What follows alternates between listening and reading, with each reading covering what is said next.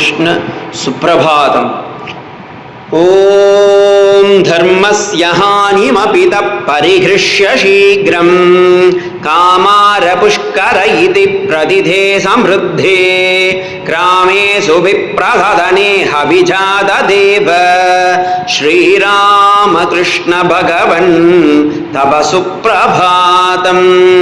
बाल्ये समाध्यनुभवक्षितपक्षिपङ्क्तिं सन्दृश्य मेघपटले समवापि येन ईशैक्यवेदनसुखं शिवरात्रिकाले श्रीरामकृष्ण भगवन् तव सुप्रभातम्।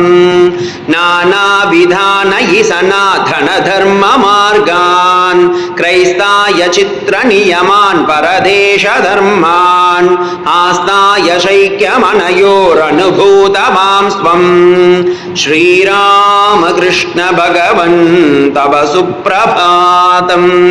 हे कालिका पदसरे हृतकृष्णभृङ्ग मातुः समस्तजगतां हपि शारदायाः ऐक्यं शदर्शिततरसा परमं त्वयैव श्रीरामकृष्ण भगवन् तव सुप्रभातम्।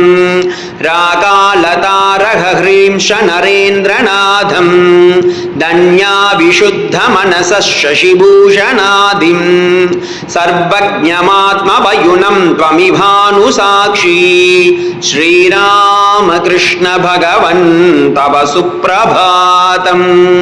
नित्यं समाधिजसुखं निजबोधरूपम् आस्वादयन् तव पदे शरणागतांश्च आनन्दयन् प्रशमयन् उपतिष्ठते त्वं श्रीरामकृष्ण भगवन् तव सुप्रभातम्।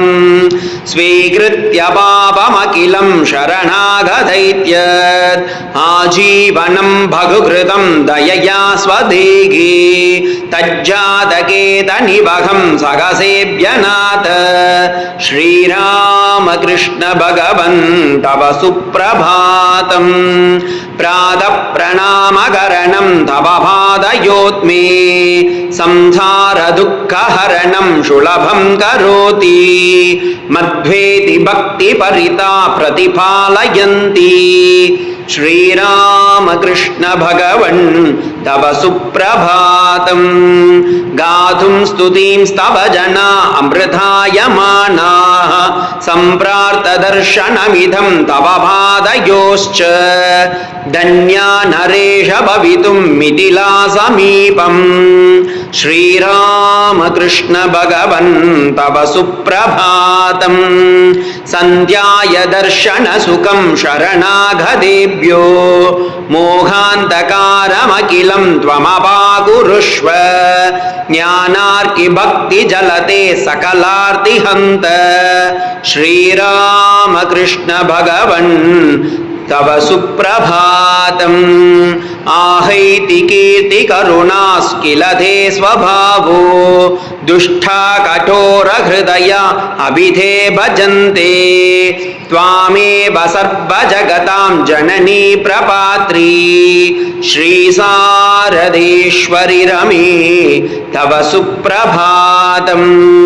शुप्तां सुभारतजनान् स्वच्छभप्रभागै उद्बोधयन् विवशयन् निजधर्ममार्गे प्रोत्साहयन् परमतां प्रकटीकरोषि वीरेश दत्तमगिमन् तव सुप्रभातम्।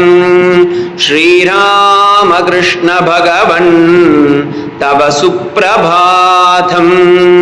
श्रीशारदेश्वरि रमे तव सुप्रभातम्। वीरेश दत्तमगिमन् तव सुप्रभातम्।